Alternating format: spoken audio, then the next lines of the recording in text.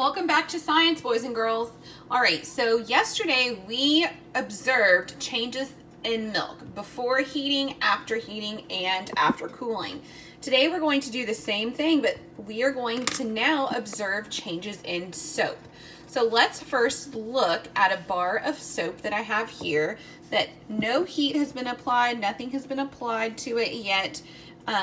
It's just a plain bar of soap right out of the package. So what do we notice about this bar of soap before we add heat to it or before we cool it? Well, I'm banging on my countertop to show you that this soap is a solid. So I'm going to make sure that I write that down on my observation sheet, that this bar of soap is a solid, okay? It's also kind of a light blue color, so I want to make sure that I'm observing all of the physical properties. Light blue. Okay, it's pretty hard, so I'm going to write that down. Okay, it feels pretty smooth. I mean, if I rubbed my finger over the words, then it wouldn't feel smooth. But most of the soap is pretty smooth, so I'm going to write down that. It's a pretty smooth texture. There's no lumps or bumps. Okay, what else do I notice about it? Let's look at my pencil and kind of compare the size. It's about half the size of my pencil, so I'm going to write down that. Half the size of a pencil. Okay, so those are some things that I noticed about this bar of soap before I added heat to it. Okay, now I'm going to add some heat to this soap, and we are going to see what we notice and see if there's any properties that change after we add heat to our bar of soap.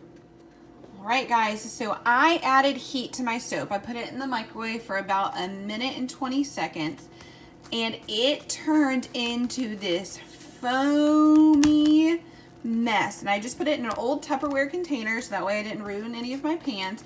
But as you can see, it is a mess. It is foamy, and I can stick my little spatula in it, and I can scrape it off the sides.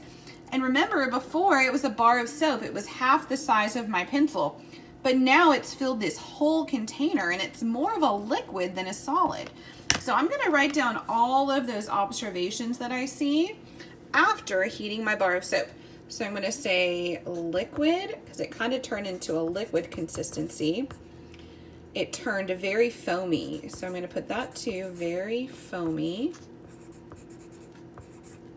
Okay, and it spread out into the container, remember? So it kind of spread out and it turned, now it looks bigger.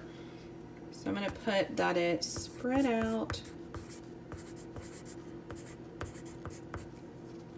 and filled my container. I'm just going to put tub for short, my little plastic tub. Okay, what else do I notice about it?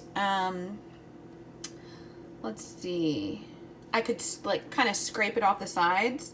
Oh, let me see how it feels. Okay, it's kind of hot, but now it doesn't feel so smooth. It's more lumpy.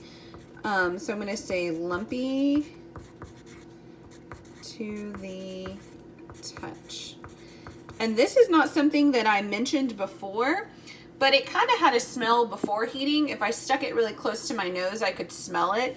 Now my whole kitchen smells like soap. So the smell became a lot stronger. So I'm going to write that down because that is something strange that happened while I was heating it. Stronger smell. So on your paper, I want you to write some observations down after we added heat to the soap. How did it change? So you should have before heating, some observations that we made, after heating, some observations that we made, and now I'm going to let it cool, and then we're going to make some more observations.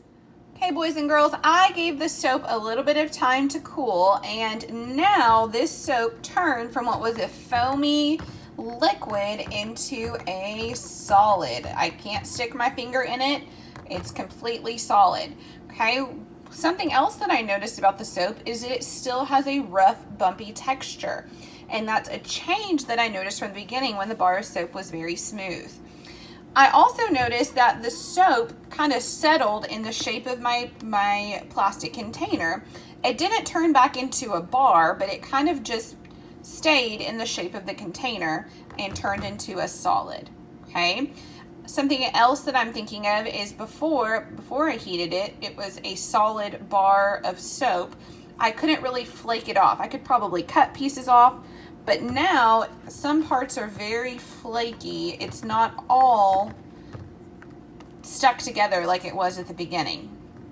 Okay, so I want you to pay attention. What changes do you notice after I added cooling, or I let my bar of soap cool?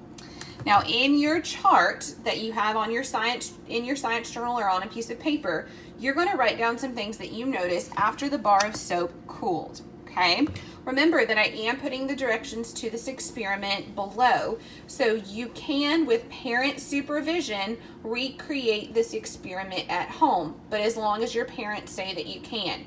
Okay, if your parents say that you cannot, I just want you to look at what I've done for you. What changes did you notice this bar of soap after I let it cool? Right, you're going to be recording those answers on your chart. Be prepared in the formative assessment to discuss what you noticed after the bar of soap cooled, okay? And then you also want to make sure that you have your milk section filled out too. What did you notice in the milk after it had a chance to cool? All right, so in the formative assessment, you're going to explain your thinking and write down some of the things you noticed. So make sure that you get this done and tell me, what did you notice about the changes in the bar of soap after I allowed it to cool? Right, guys, we'll see you later.